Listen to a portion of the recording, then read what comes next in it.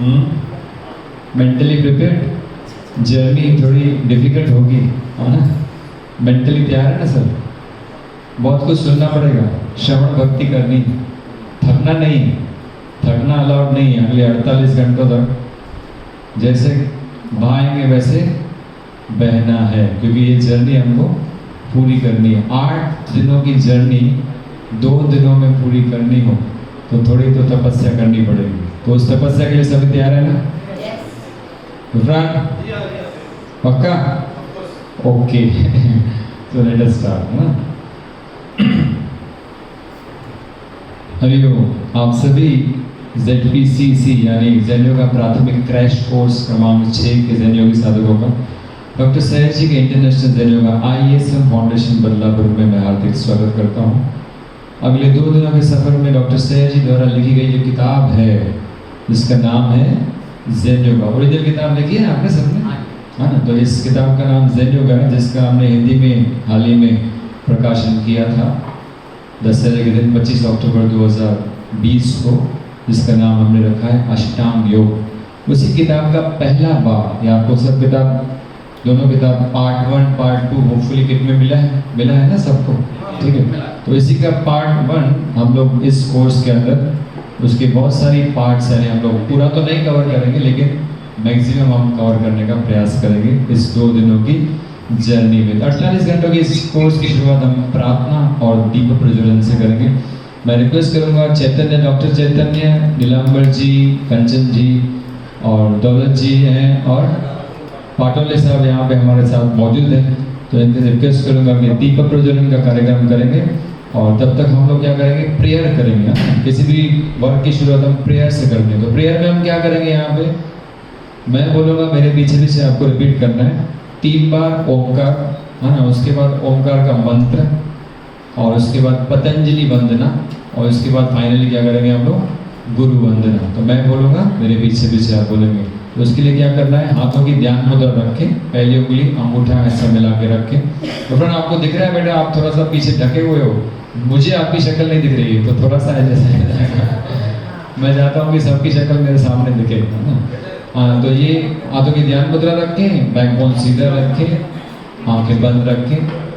मैं बोलते जाऊंगा, मेरे पीछे पीछे उसी चीज में आप रिपीट करनी है। तब तक इन अतिथियों से रिक्वेस्ट करूंगा कि दीप प्रज्वलन करेंगे।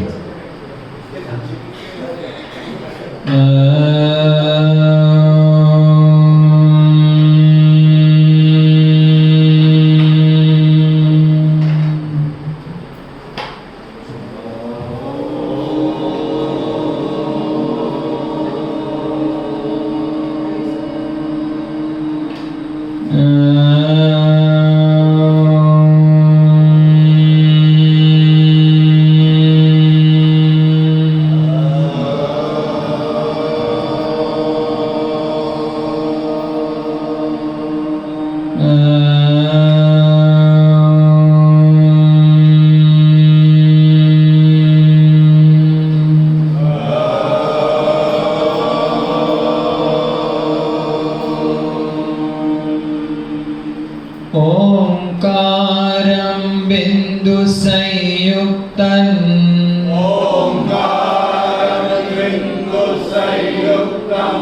नित्यं ध्यायन्ति योगिनः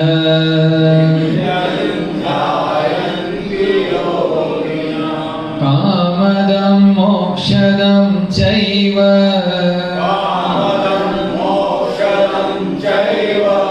ओंकाराय नमो नमः।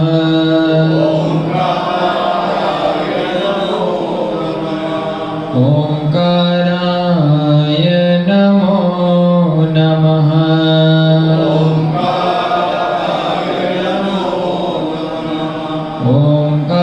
ओंकाराय नमो नमः।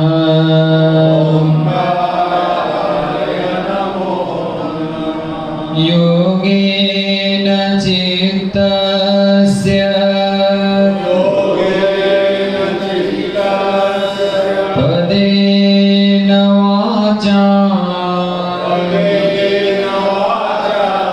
बलं शरीरस्य च वैद्यकेन योपाकरोतं प्रवरं मुनीनां पतञ्जलिं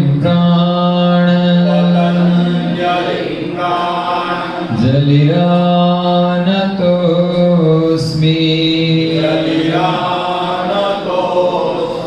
गुरुर्ब्रह्मा गुरुर्विष्णु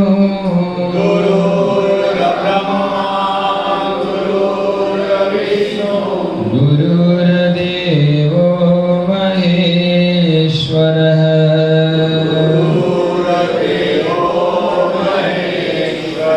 गुरु साक्षात् परब्रह्म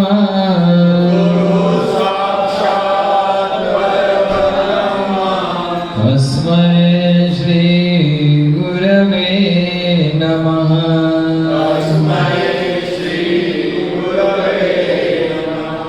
गुरवे नमः गुरवे नमः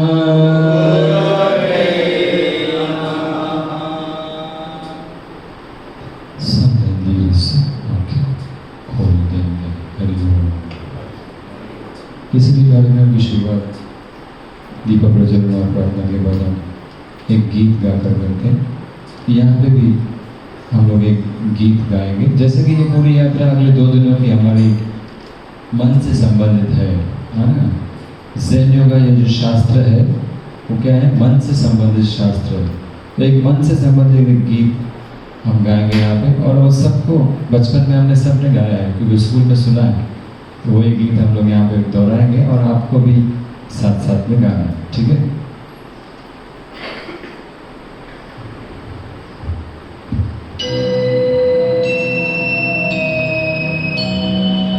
हमको मन की शक्ति देना, मन विजय करे,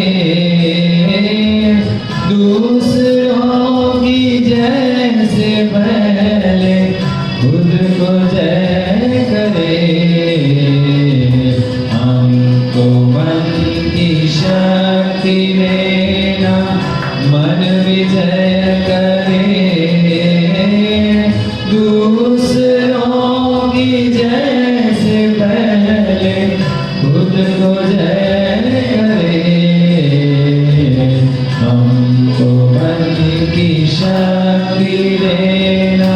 क्लैपिंग भी करेंगे रिदम में।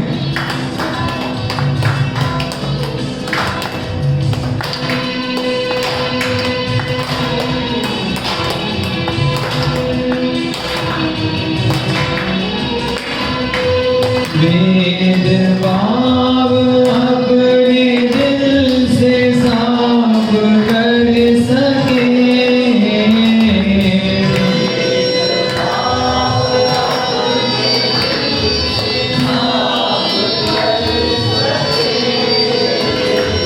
वेद भाव अपने दिल से साफ कर सके,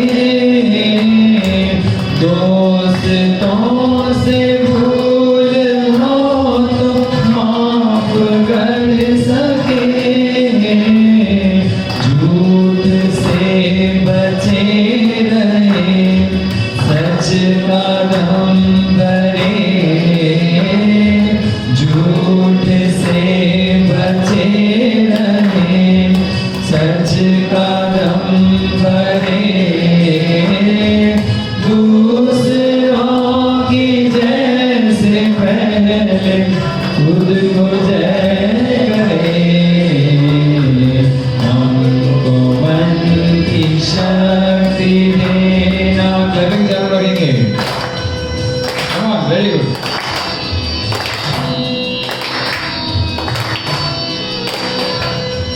मुश्किलें पड़े तो हम पे कितना करम कर। गाएं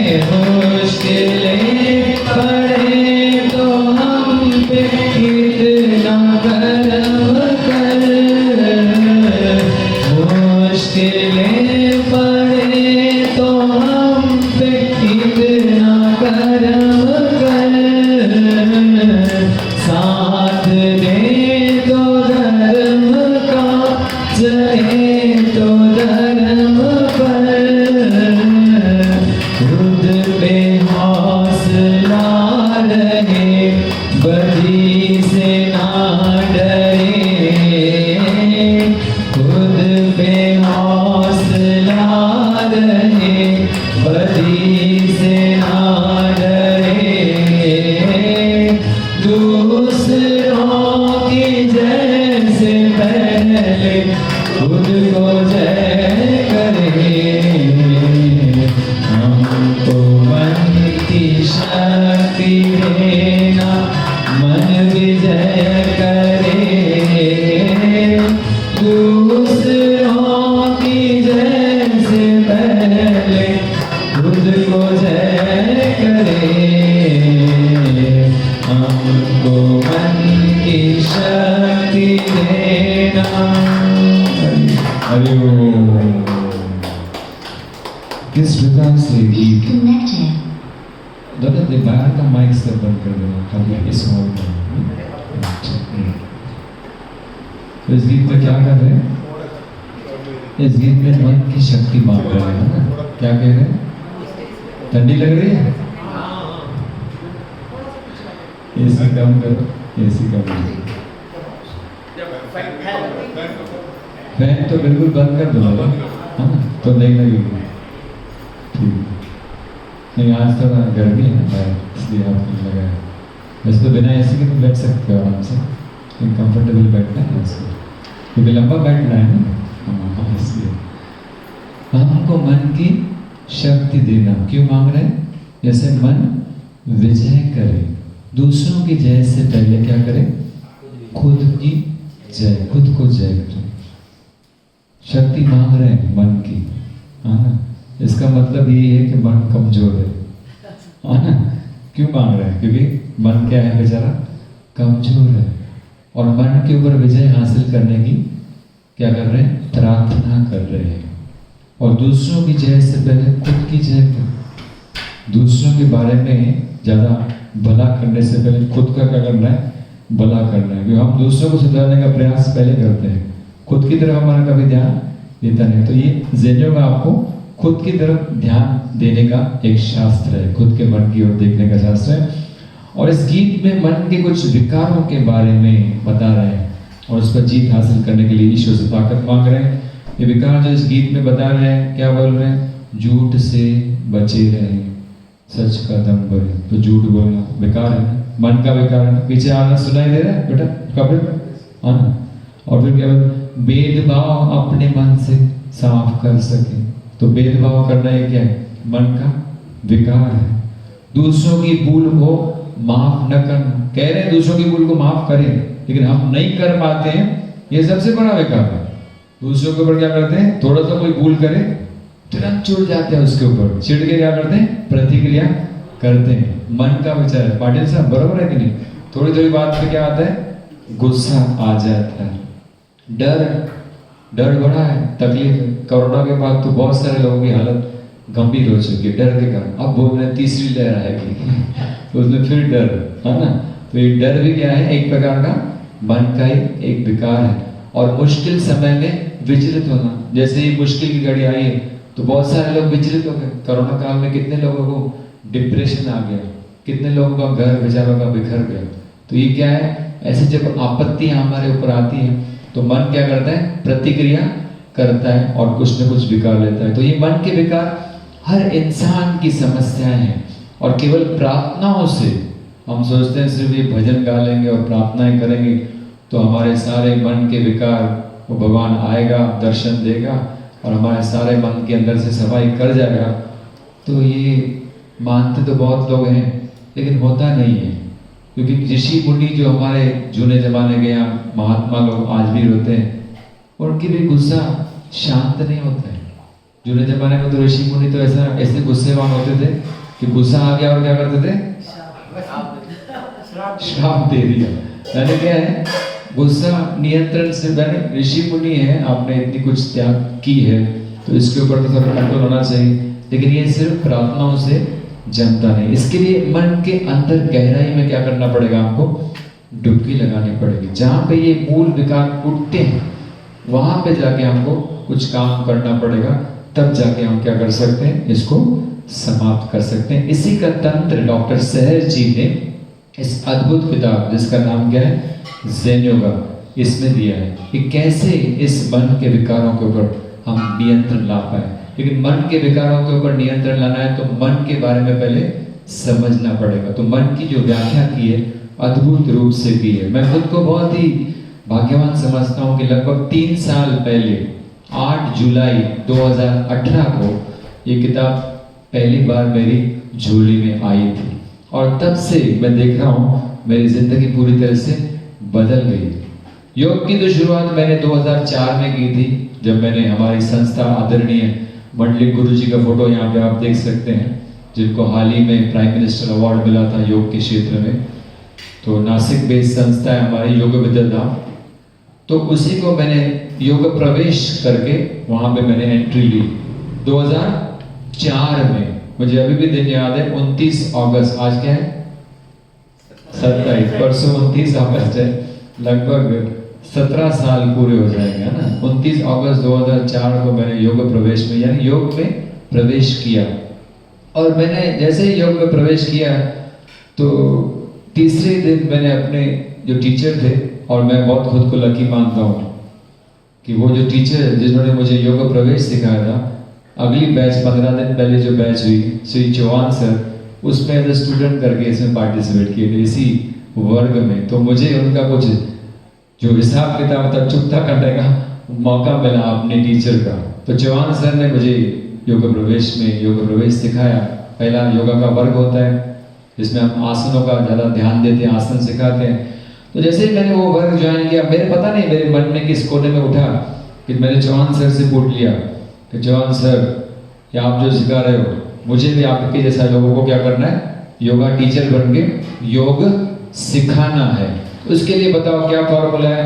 उन्होंने कहा योग प्रवेश कर रहे हो करो, आगे एक एडवांस कोर्स होता है योगा परिचय, उसके बाद शिक्षक कोर्स होता है, 7 दिन जाके नासिक में रहना पड़ेगा, योगा टीचर बन के आओगे और दूसरों को योगा सिखाने लगोगे। तो कहने का मतलब क्या है, ऐसा लगता है कि योग से कुछ जन्मों जन्मों का मेरा नाता था। जैसे ही योग का स्पर्श हुआ और मन में एक ख्याल आया कि क्या बनना है, योगा टीचर बन के लोगों को योग सिखाना है। और तब से जर्नी चालू हुई और ऐसी जर्नी बढ़ते गई कि हमारे उल्लासनगर में एक संस्था का निर्माण किया हम लोगों ने, भारतीय योग विद्याधाम उल्लासनगर ब्रांच। क्योंकि हमारे मैं टीचर बना, फिर और लोगों को सिखाया, दूसरे टीचर्स बने, ऐसे लगभग 200 टीचर्स हमारे उल्लासनगर में निर्माण हो गए, जिसकी वजह से हमारी संस्था को मान्यता मिली। हमने संस्था बनाई, बहुत सारे शिक्षक बन गए, बहुत सारे एडवांस योग के शिक्षक बन गए। उनकी डिमांड आने लगी कि भाई हमने ये तो किया है भाई ठीक है, लेकिन हम चाहते हैं कि अभी योगा के वर्ग हम चलाते थे उल्लासनगर में, लेकिन एक आश्रम बनाना चाहिए। उन्होंने मुझे एक सपना दिखाया कि भाई क्या करो, एक जगह ढूंढो संस्था के नाम पे और हम एक आश्रम बनाएंगे जहाँ पे लोगों को रह के क्या करेंगे, योगा का ट्रेनिंग हम देंगे। यहाँ पे तो सिखाते हैं 1-2 घंटा, 1 घंटा हमारे साथ रहते हैं, 23 घंटा घर पे रहते हैं, कुछ ज्यादा संस्कार होता नहीं, तो 24 घंटा यहाँ पे हमारे साथ रहेंगे तो कुछ अलग से संस्कार कर पाएंगे। इसको ड्रीम मुझे दिखाया और 2011 में हमने अष्टांग योग आश्रम जो सामने देख रहे हैं आप बना हुआ है, उसका प्लॉट खरीदा। और फिर वो प्लॉट खरीदने के बाद मुझे एक पार्टनर मिला उसमें, जिन्होंने मेरे ही अंडर उन्होंने योगा टीचर ट्रेनिंग दी थी, श्री जगदीश वाधवा जी, और 2 और अन्य मित्र थे, श्री अनिल तोडेजा जी और श्री सुरेश तोतलानी जी।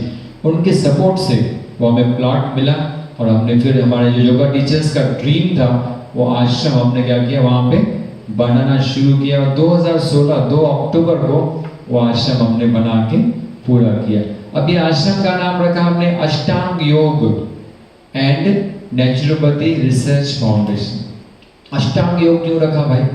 क्योंकि हमारे जो आदरणीय गुरुजी हैं श्री मंडलिक गुरुजी, उन्होंने जो हमको टीचिंग्स कराई थी योग प्रवेश से लेकर, उनके बहुत सारे कोर्सेज चलते हैं हमारे संस्था में, तो पूरी टीचिंग्स बेस्ड थी पतंजलि मुनि के ग्रंथ के ऊपर। आपने पतंजलि मुनि का नाम सुना होगा, 2,500 साल पहले पतंजलि मुनि आए, जिसके हम लोगों ने अभी वंदना भी की, योगेन चित्तस्य।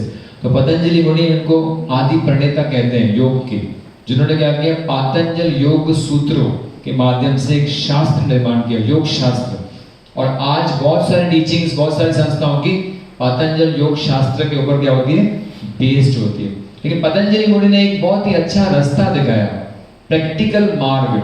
अगर आपको योग साध्य करना है, यानी योग में आगे बढ़ना है, तो प्रगति के उन्होंने 8 टप्पे बताए। इन 8 टप्पों की वजह से उसको कहा जाता है अष्टांग योग। क्या कहा जाता है उसको भाई? अष्टांग योग। तो वो अष्टांग योग का जब मुझे मार्ग हमारे गुरुजी के माध्यम से मिला, यानी पतंजलि मुनि की पूरी टीचिंग्स मिली, तो वो इतना मेरे अंदर समाहित हो गया। तो मैंने कहा हमारे आश्रम का नाम तो हम क्या रखेंगे भाई, अष्टांग योग। और बाद में आजकल आपको पता है हमारा डिपार्टमेंट है आयुष डिपार्टमेंट, सुना है आपने? क्या है आयुष डिपार्टमेंट? ऐसे इसको बोलते हैं 5 भारतीय चिकित्सा पद्धतियां, 5 इंडियन सिस्टम ऑफ मेडिसिन। ए यानी आयुर्वेदा, वाई यानी योग एंड नेचुरोपैथी, उसमें योग और नेचुरोपैथी क्या है, जुड़ा हुआ है। यू यानी यूनानी, एस यानी सिद्धा, और एच यानी होम्योपैथी।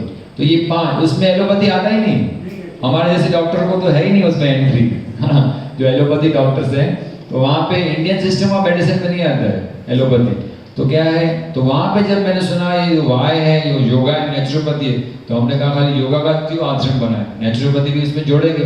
तो इसलिए अष्टांग योग एंड नेचुरोपैथी रिसर्च फाउंडेशन उसका नाम रखा हमने। इस प्रकार 2 अक्टूबर को हमने उसका क्या किया, उद्घाटन किया। तो पतंजलि की जो टीचिंग्स थी मुझे हमारे गुरुजी के माध्यम से आई, मंडलिक गुरुजी के माध्यम से। लेकिन उसी दौरान 2015 में हमारे एक साधक हैं श्री लोकनाथन जी, अभी भी शाम को यहाँ पे आए थे, और वो बहुत ही परमानेंट यहाँ पे शिक्षक भी हैं, योग शिक्षक भी हैं, और अष्टांग योग आश्रम में काम भी करते हैं। तो उन्होंने विपश्यना का कोर्स किया था, आपने सुना होगा विपश्यना का कोर्स, और मुझे लगता है बहुत सारे लोगों ने किया भी होगा। किसने किया है Vipassana 10 days meditation programme? Igatpuri जाके किया है। हाँ, तो गोयनका गुरुजी तब हयात थे 2015 में, ही वाज अलाइव थे तभी वो। तो वो उनकी जो वहाँ पे विपश्यना कोर्स में जो टीचिंग्स कराते हैं, शाम को लेक्चर होता है ना, तो वो लेक्चर्स की 11 सीडीज लाके दी मुझे। उस जमाने में सीडीज चलती थी, तो सीडीज लाके दी, और वो सीडीज मैंने सुनी गोयनका गुरुजी की, जो वहाँ पे विपश्यना कोर्स के दौरान रोज शाम को लेक्चर होता है, वो सुनी। तो इतना ज्यादा रुचि आ गई, और विपश्यना का मार्ग इस अष्टांग योग के मार्ग से बहुत ही मिलता जुलता मार्ग है, क्योंकि भगवान बुद्ध की टीचिंग्स है। विपश्यना किसकी टीचिंग है भाई? भगवान गौतम बुद्धा की टीचिंग्स है। और उन्होंने भी एक मार्ग बताया था जिसका नाम है आर्य अष्टांगिक मार्ग, यानी ये अष्टांग योग है। और उन्होंने क्या बताया था? आर्य अष्टांगिक मार्ग, मुक्ति का मार्ग। उनके हिसाब से मुक्ति यानी निर्वाण, और पतंजलि के हिसाब से मुक्ति यानी कैवल्य, और महावीर स्वामी के हिसाब से मुक्ति यानी मोक्ष। तो मोक्ष कहो, निर्वाण कहो, कैवल्य कहो, समाधि कहो, ये सब क्या है, अल्टीमेट डेस्टिनेशन है जहाँ पे हमको पहुंचना है। तो ये जो मार्ग था मिलता जुलता मार्ग था, इसलिए मैंने उसको बहुत ही ग्रहण किया, और फिर उसके ऊपर भी मैंने विपश्यना की साधना करने की कोशिश की, और लोगों को वो विपश्यना ज्ञान भी बांटा।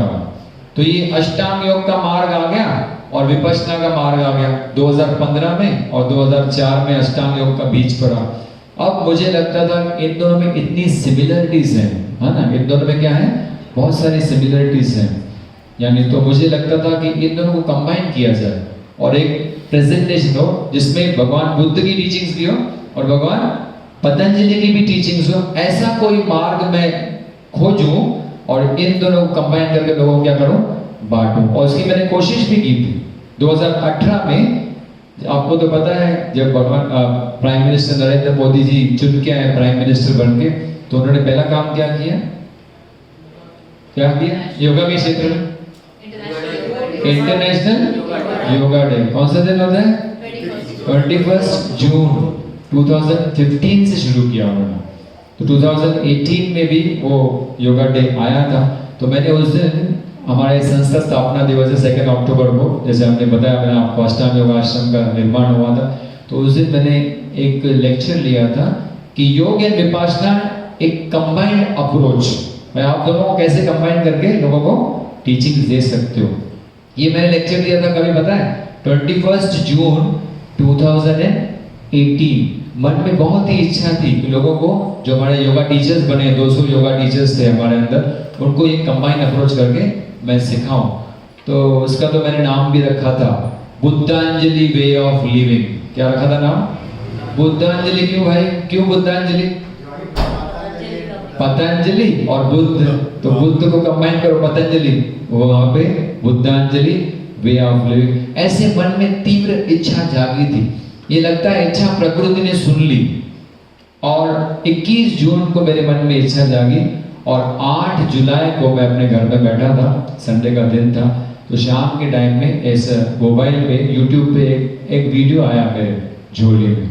यूट्यूब पे वीडियो का आ रहा है top 10 spiritual gurus by doctor Ashish Shukla from Lakhimpur Kheri. Top 10 spiritual gurus.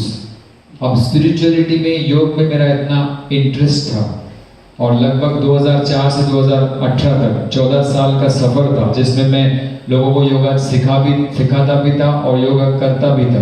तो स्पिरिचुअलिटी में इतना इंटरेस्ट होने की वजह से जब ये वीडियो सामने आया, वैसे तो मैं वीडियो देखता नहीं था उस टाइम पे, इतना 5 मिनट का वीडियो भी देखता नहीं था, लेकिन ये 29 मिनट का वीडियो था और मैंने उसको देखना शुरू किया। तो क्या मिला उसमें कि भाई ये कौन से टॉप 10 स्पिरिचुअल गुरुज बताते हैं, क्या मुझे सब उनके बारे में मालूम भी है कि नहीं, जरा देखूं तो सही। उत्सुकता जागती है कि नहीं मन में?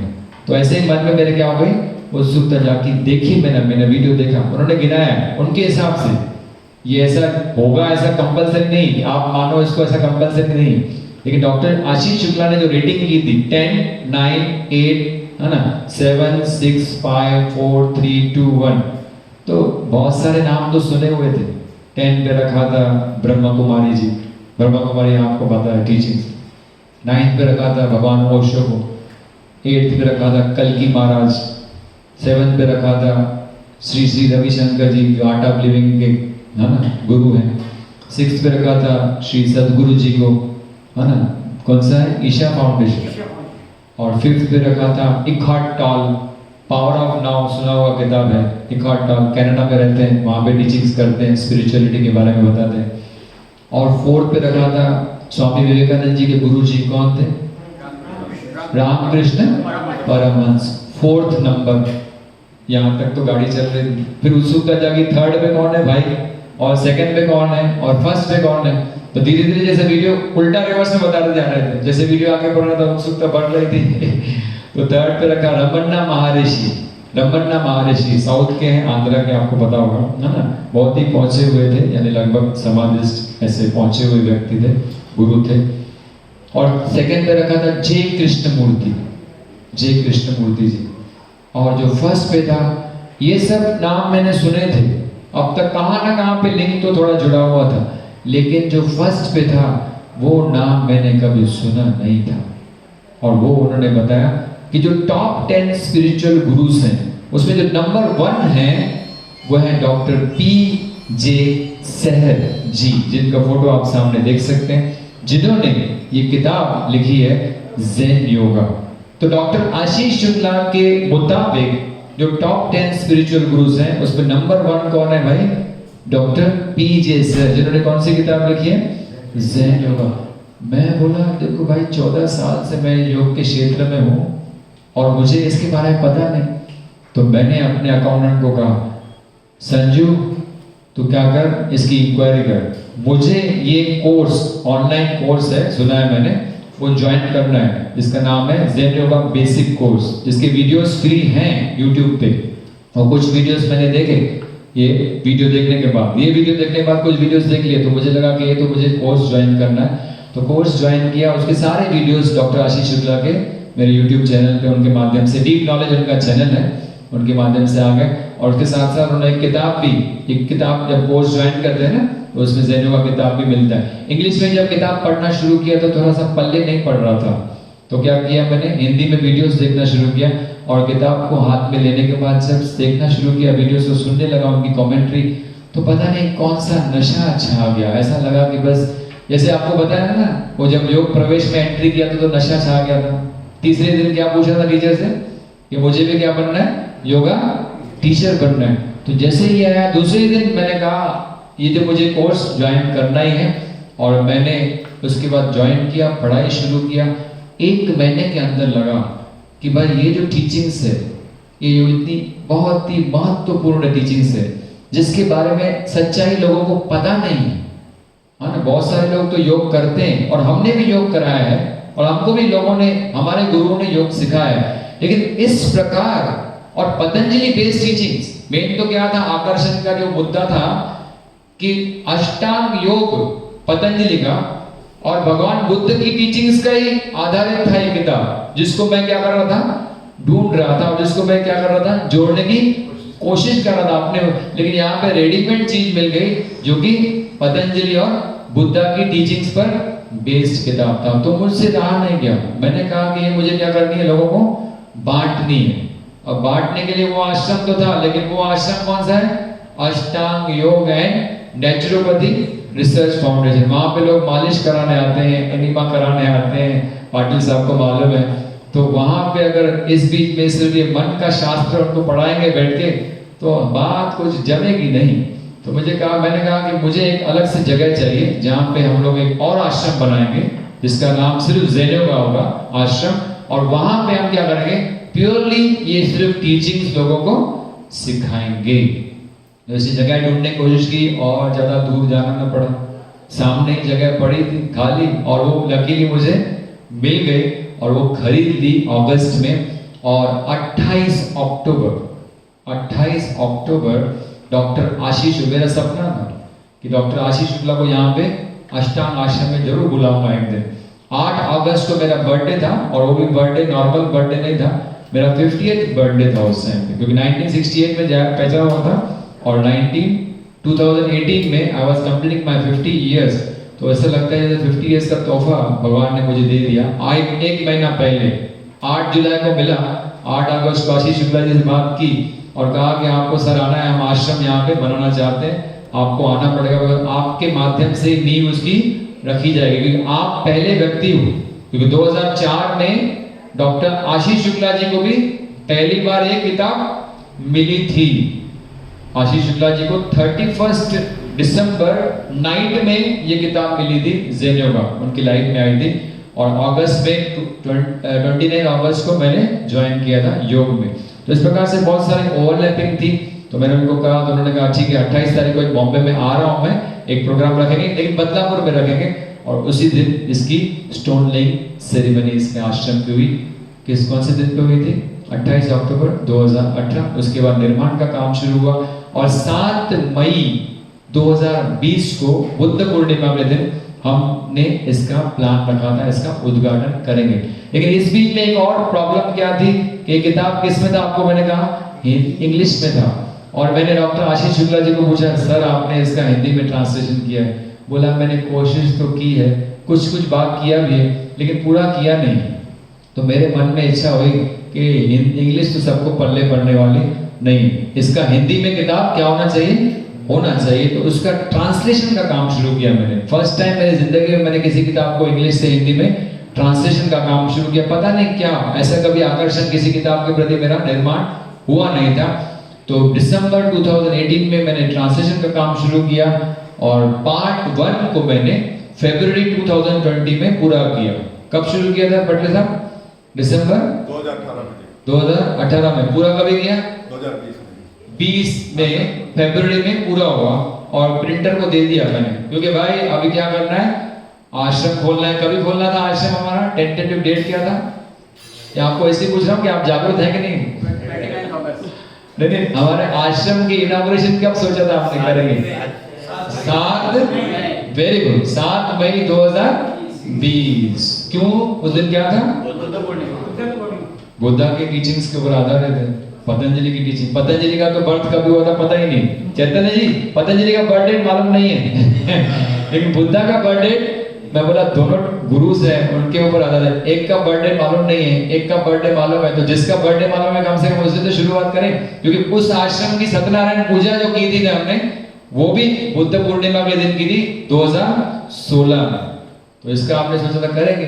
प्लान बना के रखा था, फरवरी में पार्ट 1 हो गया, और वैसे भी हमको पार्ट 1 ही सिखाना था लोगों को, वो ट्रांसलेट हो गया था, और पार्ट 2 तो बहुत एडवांस है, वो तो सिखाएंगे भी नहीं, तो उसको क्यों ट्रांसलेट करें भाई, अभी समय भी नहीं है, 3 महीने बचे हैं, इनॉग्रेशन का काम करना है। तो हमने प्लान बना के सब रेडी कर दिया, किताब को दे दिया प्रिंटर के पास, छापो, तो उन्होंने छपाना शुरू कर दिया, और फिर मार्च में पूरी जोर शोर से तैयारी चालू थी। लग भी नहीं रहा था कि आश्रम पूरा करेंगे, लेकिन नहीं, मन में जोश था, रात को करना है। और फिर प्रकृति को वो मान्य नहीं था, प्रकृति नहीं चाहती थी कि हम इस आश्रम को 7 तारीख को खोलें, और प्रकृति ने एक जंतु को भेज दिया पूरी दुनिया में, जिसका नाम है कोरोना। और वो तो आ गया था 2019 में, 31 दिसंबर को आ चुका था चाइना से, लेकिन चाइना से हमारे इंडिया में पहुंचने के लिए उसको 2-3 महीने लगे। तो लगभग मार्च में, 25 मार्च से आपको पता है लॉकडाउन प्रधानमंत्री जी ने कर दिया, और 25 मार्च से फिर तो लॉकडाउन ऐसा चला कि वो रुका ही नहीं, और 7 मई तो लॉकडाउन में ही चली गई, और हमारा जो काम था सारे कारीगर चले गए अपने अपने गांव, तो सब कार्यक्रम बंद हो गया। तो लॉकडाउन की वजह से हमारा आश्रम स्थगित हो गया, 7 मई को तो इनॉग्रेशन नहीं कर पाए। लेकिन इस बीच क्या हुआ कि लॉकडाउन की वजह से सब लोग घर पे बैठ गए, और हमारा डॉक्टरी का जो पेशा, दिन में 100 पेशेंट देखते थे, मैं डर्मेटोलॉजिस्ट, मैं तो स्किन स्पेशलिस्ट हूँ, गए 25, 27, 29 सालों से प्रैक्टिस कर रहा हूँ, एज स्किन की प्रैक्टिस कर रहा हूँ। तो सब ओपीडी बंद, पेशेंट जो 100 देखते थे, 15 पेशेंट जो काम करते थे 10 घंटा, आश्रम तो पूरा बंद हो गया हमारा अष्टांग आश्रम, क्योंकि लोग आए नहीं तो कैसे करेंगे, आने तो चाहिए ना लोग, तो आना बंद हो गए। तो अब घर में बैठे बहुत टाइम मिला, सारा दिन टाइम मिला, इस टाइम को यूटिलाइज किया। मुझे याद है 25 मार्च जिस दिन लॉकडाउन शुरू हुआ, उस दिन पार्ट 2 को मैंने ले लिया हाथ में, इसको क्या करेंगे, ट्रांसलेट करेंगे, और with in 25 days this book was translated, part 2 was translated. जिसको पहले पार्ट को कितना समय लगा था अग्रवाल साहब?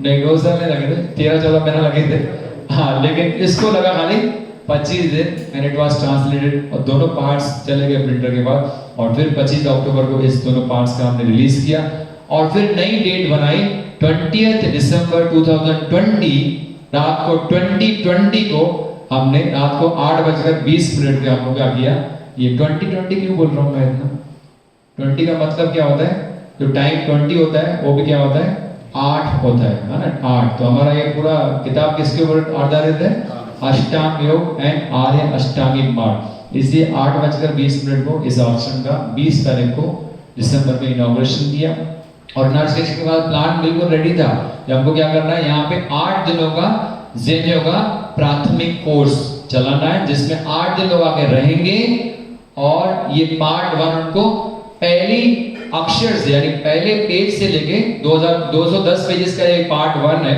उनको पूरे 210 पेजेस क्या करेंगे, 8 दिनों में रह के पढ़ाएंगे।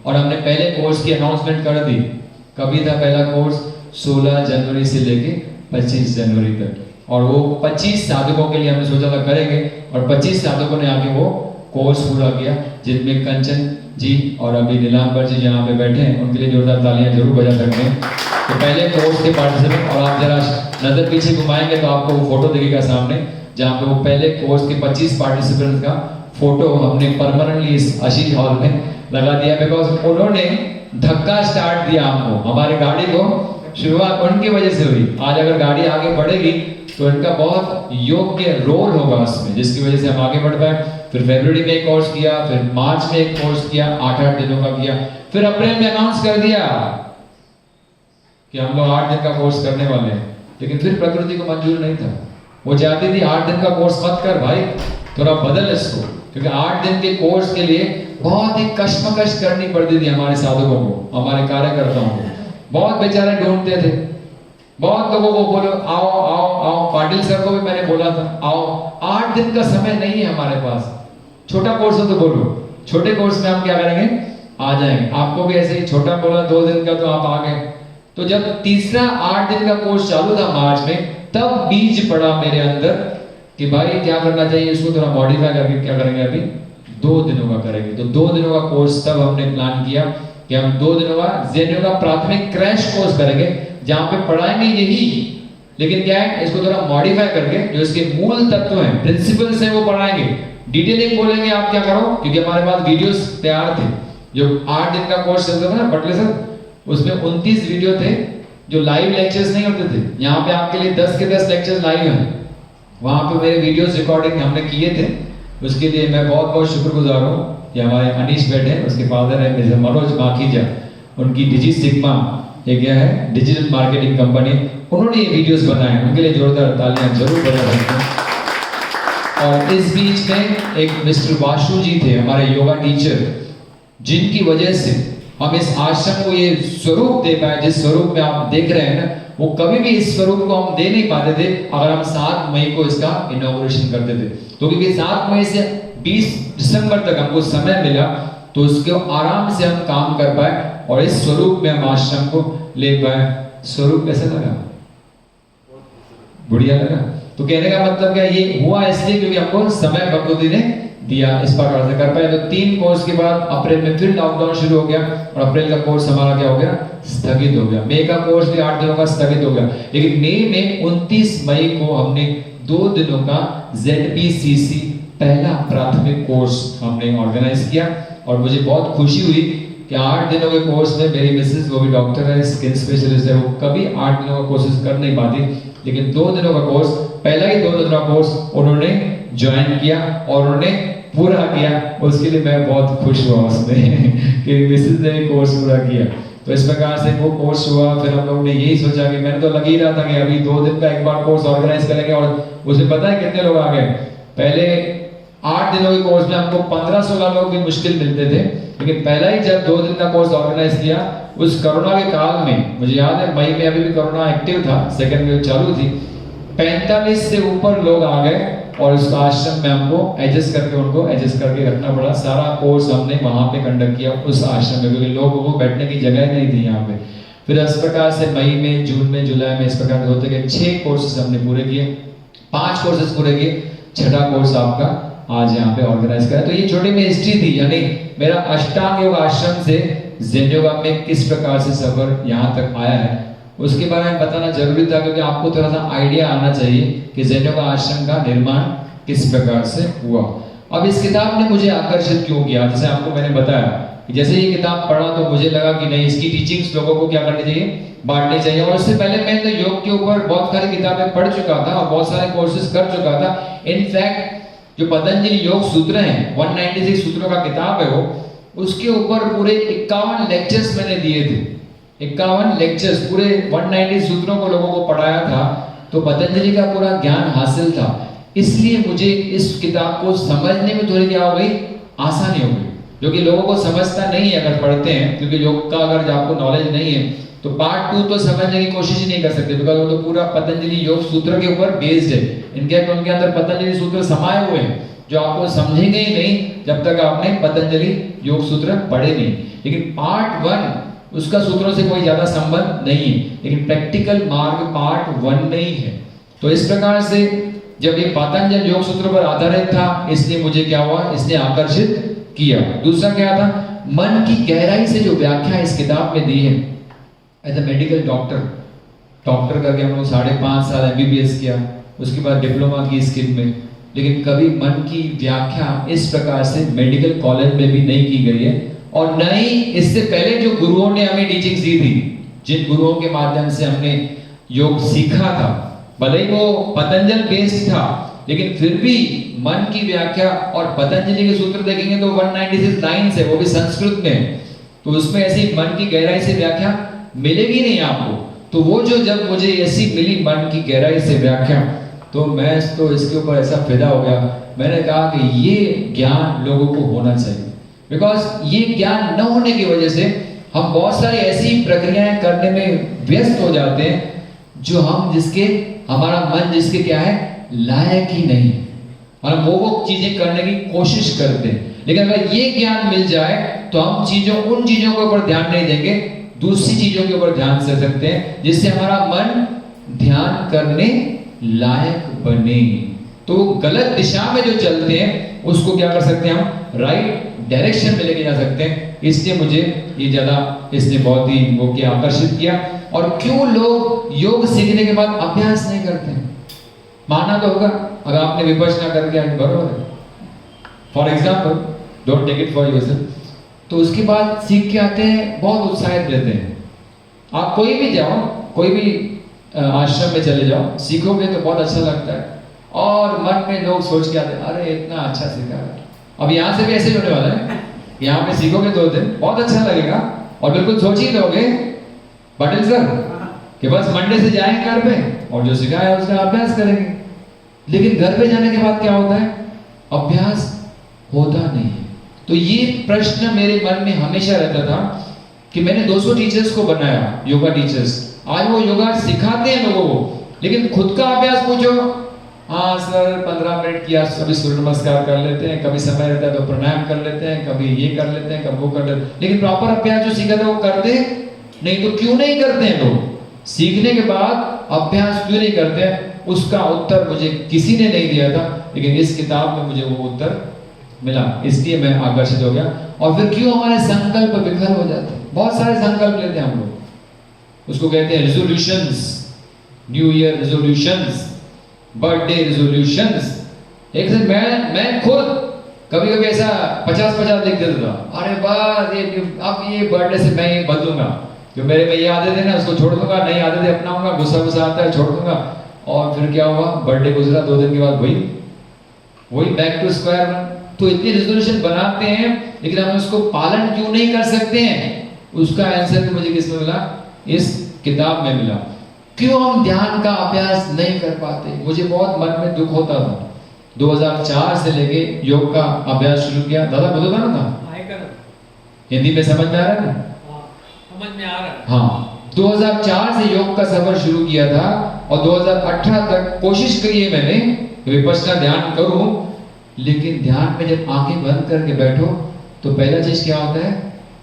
मैडम बताएगी, विचार जो अब बैठे हो ना, यहाँ पे लेक्चर सुनते हो ना, अभी भी इतने विचार मन में नहीं आते होंगे, यानी मन इधर उधर नहीं भागेगा, लेकिन आंख बंद करके बैठे हो पटले साहब, तो पहला काम क्या होगा? ऐसे ऐसे विचार अंदर आएंगे जो कभी आंख खोले टाइम पे भी नहीं आएंगे। तो ये क्यों होता है कि मन हमारा ध्यान क्यों नहीं कर पाता है? इसका उत्तर भी मुझे किसी ने दिया नहीं, लेकिन उत्तर आपको आज पहले लेक्चर में ही मिल जाएगा। यानी स्टार्टिंग के कुछ पेजेस में ही डॉक्टर सैर जी ने पूरी चीजें क्लियर कर दी, जो कोई बताने को तैयार नहीं है। तो इसको जब मैंने पढ़ा तो मैं बोला ये किताब तो भाई अपने लिए।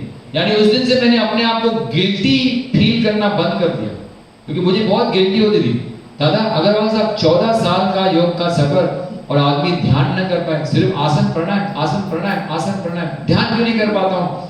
तो उसका उत्तर जब मुझे यहाँ पे मिल गया ना, तो मैं आई वॉज रिलैक्स्ड। मैं बोला ठीक है, अब मेरा कोई दोष नहीं, क्योंकि जिस मन का इस्तेमाल मैं ध्यान करने के लिए कर रहा हूँ वो बेचारा उसके लिए बना ही नहीं। मैं अननेसेसरी उसके ऊपर क्या कर रहा हूँ?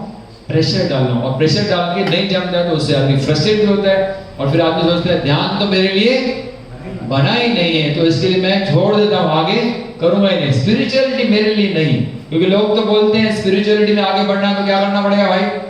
एक ही चीज काम आएगी। बड़े बड़े गुरु बोलते हैं अरे ध्यान करो ध्यान करो, ध्यान से पहुंचोगे, ध्यान से इस भवसागर से क्या हो जाओगे?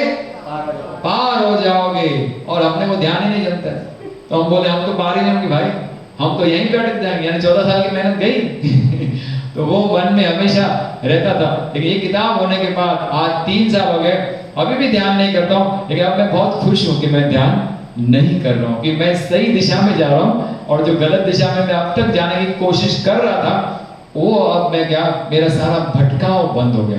और नहीं तो ऐसा पागो अरे हमारे गुरुजी ने नई ध्यान प्रणाली बनाई है, वो पहला जो ध्यान था ना उसमें थोड़ा डिफेक्ट था, अभी नया बना है, ये करोगे ना इससे जमेगा आपको।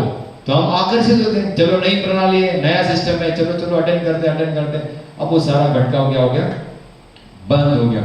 और मन को ध्यान करने लायक बनाने का फार्मूला क्या है?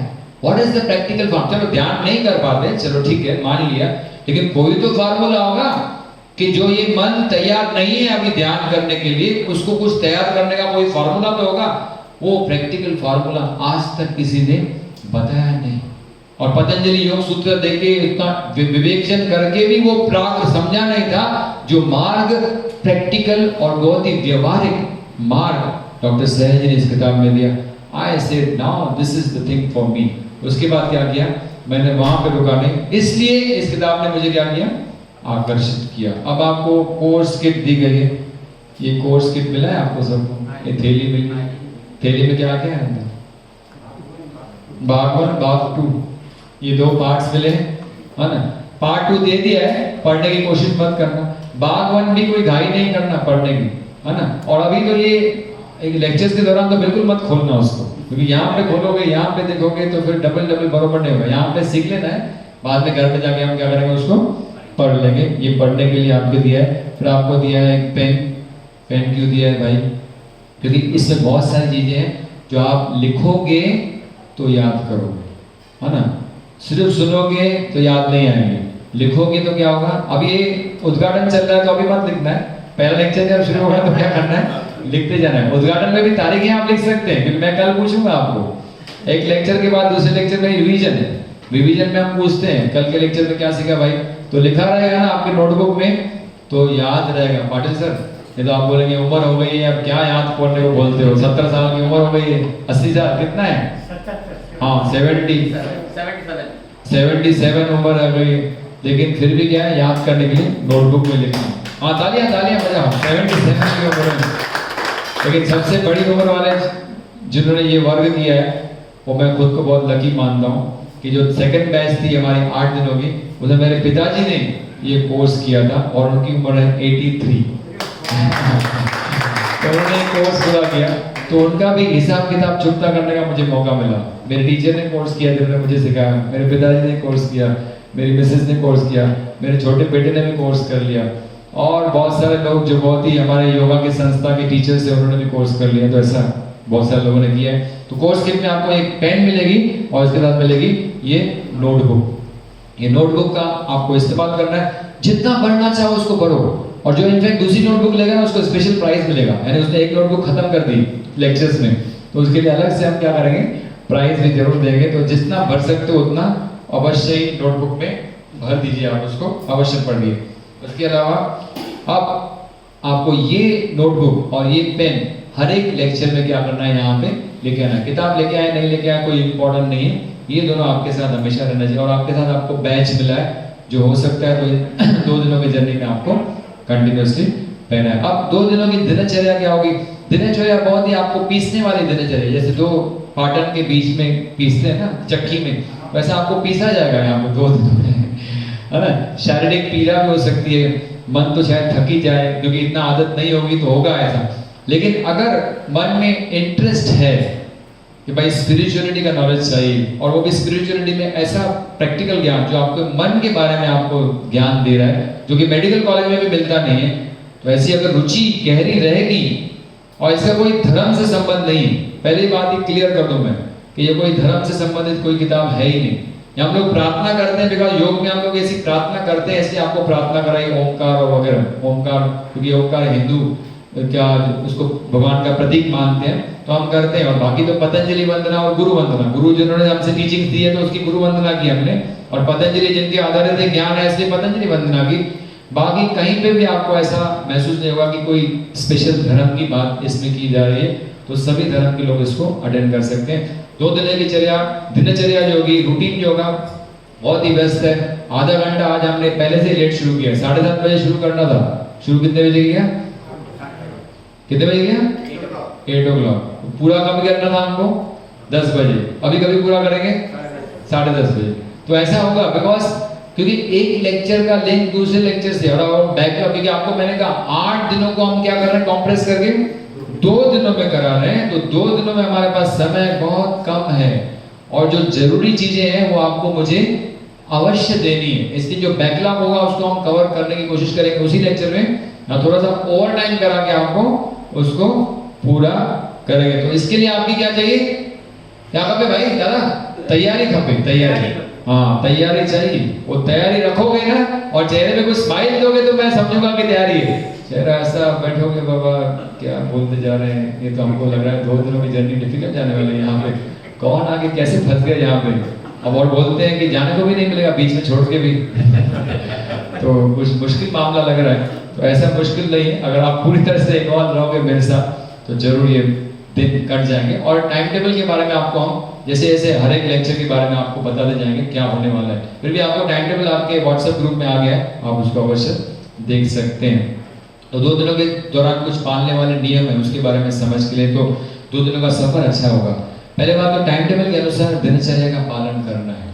जो टाइम टेबल में दिया है ना, बस उसके हिसाब से चलना है आपको, और अपना कुछ खोपड़ी लगाना नहीं है, है ना, अपने हिसाब से कुछ करना नहीं। जैसा दिया है बस यहाँ पे आना है, लेक्चर चलो जाना है, वहाँ पे जाना है, योग का अभ्यास करना है, रूम में जाना है, आराम करना है, ये करना है, वो करना है, जैसे दिया है उसके हिसाब से क्या करना है, आपको सिर्फ पालन करना है। सभी 10 व्याख्यानों और 3 प्रैक्टिकल सत्रों में 100% उपस्थिति चाहिए, 100%। मैं तो बोलेंगे सर दर्द हो रहा है, सर मैं अभी छुट्टी मारता हूँ, ये लेक्चर अटेंड नहीं कर रहा हूँ लास्ट लेक्चर में थोड़ा बोर हो गया था, अभी मैं थोड़ा रेस्ट दे देता हूँ, तो वो नहीं, क्योंकि ये एक लेक्चर दूसरे लेक्चर से क्या है, लिंक्ड है इसलिए। और प्रैक्टिकल सत्र तो हमारे पास सिर्फ 3 है, बड़े प्रैक्टिकल सत्र 3 ही है, एक छोटा अलग से आधा घंटे का प्रैक्टिकल सत्र होता है, चौथा सत्र होता है, लेकिन प्रैक्टिकल सत्र 3 है। एक कल सुबह को होगा, एक परसों सुबह को होगा, और एक कल शाम को होने वाला है। कल के दिन में हम सुबह और शाम में पूरा सीख जाएंगे प्रैक्टिकल अभ्यास, और परसों उसको क्या करेंगे, रिवीजन करेंगे। तो इस प्रकार से प्रैक्टिकल सत्र है, उसको 100% उपस्थिति होनी चाहिए। खाने और सोने के समय को सख्ती से पालन करना। खाने और सोने का समय आपको रात को 10:30 और 11 के आसपास है, और सुबह उठने का समय क्या है, पढ़ा है आपने 5:30। अभी तक उठने की आदत नहीं थी तो कल से करनी पड़ेगी, 2 दिन तो करनी पड़ेगी। पहला दिन बहुत तकलीफ होगी, पहला दिन तो रात को शायद नींद आए ना आए, पक्का नहीं। दूसरे दिन बहुत नींद आएगी, क्योंकि आपको बहुत थका देंगे, इतना थका देंगे कि रात को सोएंगे और 10:30 बजे सोए तो सुबह 5:30 से पहले कभी उठेंगे नहीं। ऐसी नींद कभी की नहीं होगी, कल मिलेगी वो, आज नहीं मिलेगी। कोई चंडीगढ़ से आया है, कोई हरियाणा से आया है, और कोई पुणे से आया है कोई कल्याण से आया, कोई न्यू बॉम्बे से, कोई खारघर से आया है। अपने अपने घर की आदत है, अपने अपने घर की बेड की आदत है। कितना भी होटल में जाओ तो पहले दिन तकलीफ होती है। लोग हमारे इसको आश्रम को बोलते हैं, आपका आश्रम नहीं होटल बनाया आपने, शायद ऐसा 3 स्टार होटल बनाया, ऐसे अलग अलग रूम बनाए, एसी रूम है, ऐसा लगता है, फीलिंग आती है, नहीं आती तो 2 दिन में आ जाएगी। तो कहने का मतलब क्या है, तो कितना भी होटल में जाओ, अपना घर तो अपना घर होता है, अपना बेड होता है। तो ऐसा कभी कभी नींद पहले दिन पे, और फिर इतने लेक्चर सुनने की आदत नहीं, और लेक्चर सुनो, और लेक्चर जो सुनोगे वो मन में घूमेगा, क्योंकि कोई मन की व्याख्या है ना, तो मन की तो हमारे सारे ये सब विचार आते रहते हैं ना हमारे मन में, तो वो आएगा तो शायद नींद नहीं आए। लेकिन चिंता नहीं करना, जितना हो सकता। कभी कभी यहाँ पे सो गए तो मैं कुछ बोलूंगा नहीं आपको, आप थोड़ा सा रिलैक्स हो सकते हैं, लेकिन कोशिश करके ध्यान से सुने। और इसलिए रात को नींद करनी है, क्योंकि दिन में सोना नहीं है। हम नहीं चाहते कि आप लेक्चर के दौरान आपको नींद आए या आपको बोर हो, नींद आने के बाद फिर आदमी समझता कुछ नहीं। तो इसलिए रात को क्या करना है, टाइम पे सोना है। मोबाइल फोन तो अभी 2 दिन के लिए भूल जाओ, हम आपसे लेने वाले नहीं। 8 दिनों के कोर्स में तो छीन लेते थे, क्योंकि वहां पे बीच में बहुत समय मिलता था और लोग गपशप करने को बैठ जाते थे। यहाँ पे कोई गपशप करने का टाइम ही नहीं, जितना टाइम मिलेगा बोले बाबा सो जाए, कहाँ मोबाइल में बात करेंगे। तो मोबाइल के दौरान, और यहाँ पे लेक्चर हॉल में तो मेहरबानी करके उसको ऑफ ही करके रखिए, या तो साइलेंट मोड पर रखिए, ठीक है। उसके बाद खाने के दौरान कोशिश करके मौन का पालन करना है। कहेंगे हम, लेकिन आप करोगे नहीं, वो हमें पता है ना। आज भी नहीं किया होगा, क्योंकि बहुत दिनों के बाद कुछ लोग मिलते हैं फ्रेंड्स, और आपस में चर्चा करते हैं, और ये खाने के दौरान तो टाइम, बाकी तो टाइम मिलता ही नहीं एक दूसरे से बात करने का।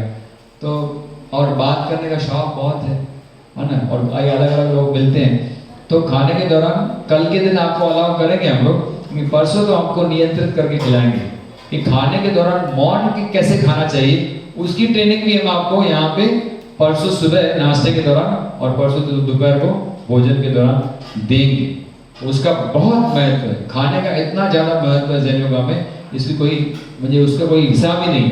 इसलिए वो ट्रेनिंग आपको 2 दिनों में यहाँ पे देंगे, जिसकी ट्रेनिंग कभी हमने 8 दिनों के कोर्स में भी कभी दी नहीं थी। वो हम 2 दिनों के कोर्स में अभी आपको यहाँ पे खाने के दौरान क्या करना चाहिए वो हम यहाँ पे देंगे आपको। खाने के बाद खुद के बर्तनों को आज भी शायद आपने साफ किया होगा। जो भी बाहर साधक आ चुके हैं, मैं इनसे रिक्वेस्ट करूंगा कि अंदर आ जाएं जल्दी से जल्दी। कंचन जी कोशिश कीजिए, कि लेक्चर शुरू होने वाला है, फर्स्ट लेक्चर। खाना यहाँ के बैठ के खाएंगे, पीछे बैठ के, फर्स्ट लेक्चर मिस न करें। खाने के बाद खुद के बर्तनों को क्या करना है, ममता जी आपको तो बोलने की प्रॉब्लम नहीं है, लेडीज लोग तो घर में भी धोती है, प्रॉब्लम होता है जेंट्स को लेकिन यहाँ पे धोना पड़ेगा, क्योंकि हमारे गुरुजी ने हमको आदत डाली है। हमारे भारतीय योग विद्याधाम में हम लोग यही सब चीजें करते थे। इलेक्ट्रिसिटी और पानी का नुकसान बिल्कुल न करें। अब ये 2 दिन आश्रम आपका है, आपका रूम आपका है, समझो आपके घर में बैठे हो आप, तो घर में कभी नुकसान करते हैं क्या लाइट पानी का? नहीं। तो ये क्या है, रूम आपका है, आश्रम आपका है, तो पानी और लाइट को बचाना भी आपके हाथ में है। तो आपसे मैं निवेदन करूंगा कि जब भी रूम से निकलें तो वो प्लीज उसको चेक करके निकलें कि हमने सब चीजें बंद कर दी हैं। उसके बाद लास्ट है, कोर्स को आधे में छोड़कर जाने की इजाजत नहीं है। अब आ गए ना, हाँ तो अपनी मर्जी से गए हो, जाओगे हमारी मर्जी से। और कब जाओगे भाई चंडीगढ़ वाले? Monday sir. तो मंडे जाएंगे, वो तो मंडे जाएंगे, एक एक्स्ट्रा दिन जाएंगे। बहुत अच्छी खुशी की बात है। और भी किसको रात को संडे को रहना है तो रह सकते हैं, कोई प्रॉब्लम नहीं है। लेकिन कोर्स आपका संडे शाम को पूरा हो जाएगा, उसके बाद आप फ्री बर्ड है, यहाँ पे घूम सकते हैं। तो इस प्रकार से कोर्स बीच में छोड़ के जाने की इजाजत नहीं है। तो लोग बोलते हैं अरे सर वो हमको काम आ गया, फोन आ गया, जाना पड़ेगा इमरजेंसी मीटिंग में। 8 दिन में ऐसे लोग करते हैं, लेकिन 2 दिन में ज्यादा करके लोग तैयारी करके आते हैं। अब लास्ट मुद्दा, इससे पहले कि हम पहले लेक्चर की तरफ जाएं, तो ये बहुत ही इंपॉर्टेंट चीज है, इसको बहुत ध्यान से देख लेना। ये भगवान बुद्ध कपिल जी अपने भिक्षुओं को ये पहला चीज बोलते थे। जब भी कोई उनके भिक्षु यानी उनके वर्ग में आता था ना, भाई ज्वाइन करना है, मुझे आपका क्या करना है, भिक्षु बनना है आपके अंडर, है ना, साधक बनना है आपके अंडर, तो भगवान बुद्ध उनको एक ही चीज बोलते थे, आए तो हो न, लेकिन पहले क्या करो, एम्प्टी योर बोट, अपनी नाव को क्या करो भाई, खाली करो। क्यों बोलते थे ऐसा, नाव को खाली करो? क्यों बोलते थे? नाव को खाली करना यानी क्या, एम्प्टी योर बोट यानी क्या? वेरी गुड, माइंड को ओपन रखो टू गेन मोर। माइंड को ओपन तब रखेंगे जब माइंड में पहले बना हुआ जो नॉलेज है ना, उसको थोड़ा साइड पे रखेंगे, उसको निकाल के फेंकना नहीं है, या निकाल के फेंकने की बात भी नहीं कर रहे। हम खाली क्या कहेंगे आपको कि आपने हो सकता है बहुत सारे गुरुओं के पास बहुत सारे धर्मों की किताब पढ़े हो और बहुत सारे गुरुओं के पास आपने सीखा हो योग, और बहुत सारे संस्कार आपके माइंड में हो अपने टीचर्स के माध्यम से, अच्छे हैं, कोई भी गलत होता नहीं। लेकिन अब क्या करना है, इन 2 दिनों के दौरान आपको उसको थोड़ा क्या करना है, साइड में रखना है। इसको रखना, इसको भी ग्रहण करना, क्योंकि साइड में रखोगे ना तो ये ज्ञान आपको क्या होगा, अंदर ले पाओगे। पहले तो लेना है ना, ग्रहण तो करना है। अगर ग्रहण करने के टाइम अगर आपने कंपैरिजन कर ली तो ये भी ज्ञान आपके अंदर बरोबर से जाएगा नहीं। तो कंपैरिजन 2 दिनों तक मत करना, घर में जाके कंपैरिजन करना। अगर ये समझ में आए तो इसको अपना लेना, नहीं समझ में आए तो उसको साइड में रख देना, जैसे थे वैसे आगे बढ़ते रहना, या इसकी कुछ पॉइंट जोड़ लेना आपके उस ज्ञान में, तो भी ठीक है। लेकिन अब यहाँ पे कंपैरिजन नहीं करनी है, अब यहाँ पे शुद्ध नॉलेज हासिल करने की हमको क्या करनी है, कोशिश करनी है। इसलिए एम्प्टी योर बोट, इसके साथ ही हम लोग यहाँ पे उद्घाटन का समारोह यहाँ पे हम पूरा कर रहे हैं। इसकी जो हम लोग समापन करेंगे उद्घाटन का, वो एक विश्व शांति की प्रार्थना से करेंगे, फिर हम लेक्चर फर्स्ट की तरफ जाएंगे। तो आपसे निवेदन है कि आप हाथों की ध्यान मुद्रा बना के बैठे, बैकबोन सीधा रखें। मैं बोलूँगा विश्व शांति की प्रार्थना, आप भी उसको रिपीट करें मेरे पीछे पीछे। ओम असतो मा सद्गमय,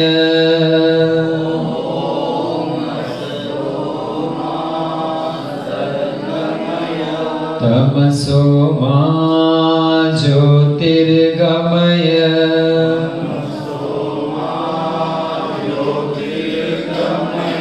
मृत्योर्मामृतं गमय।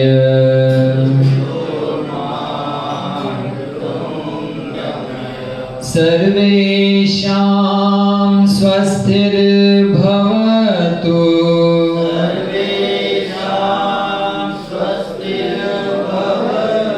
सर्वेषां शान्तिर्भवतु,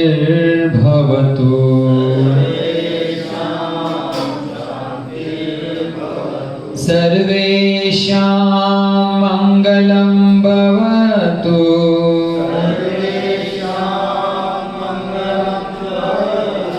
सर्वेषां पूर्णं भवतु।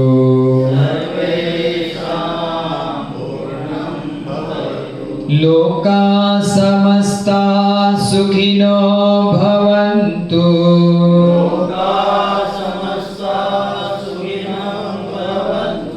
लोका समस्ता सुखिनो भवन्तु।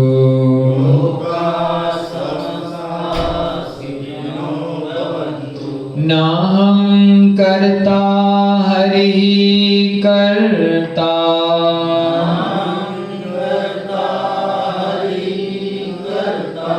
हरिः कर्ता हि केवलम्।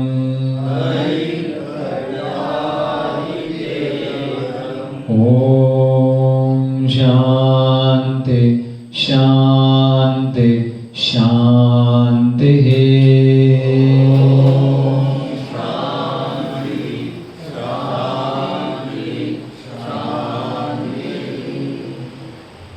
समंदिर सरोगे खोल देंगे। हरिओम। आ गए बैग वाले जो आने वाले थे कपिल जी? हाँ देखो मनोज बाकी लोगों आ गए बोल दो।